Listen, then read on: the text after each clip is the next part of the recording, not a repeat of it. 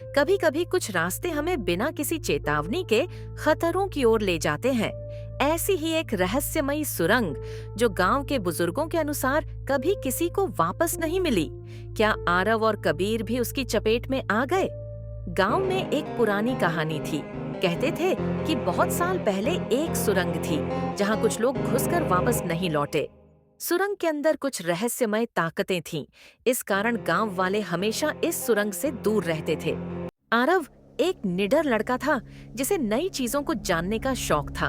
उसका दोस्त कबीर थोड़ा डरपोक था, लेकिन एक रात दोनों ने मिलकर उस सुरंग का रहस्य जानने का फैसला किया। जंगल के अंदर उनके कदम बढ़ते गए और फिर सुरंग का मुंह सामने आ गया।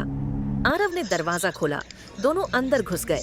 सुरंग में अंदर की हवा ठंडी और खौफनाक थी। दीवारों पर खून के धब्बे और अजीब खरोंचें दिखाई दे रही थीं। अचानक उन्हें लगा कि कोई उनका पीछा कर रहा था।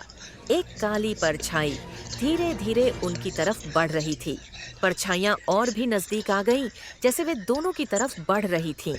सुरंग का रास्ता सिकुड़ने लगा। अब उन्हें बाहर निकलने का रास्ता ढूंढना था, लेकिन क्या वे बच पाएंगे?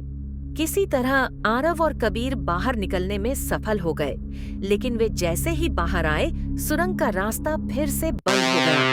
और सबसे अजीब बात, उनकी परछाइयां अब पहले जैसी नहीं थीं। क्या सुरंग में कुछ था जो उन्हें बदल चुका था?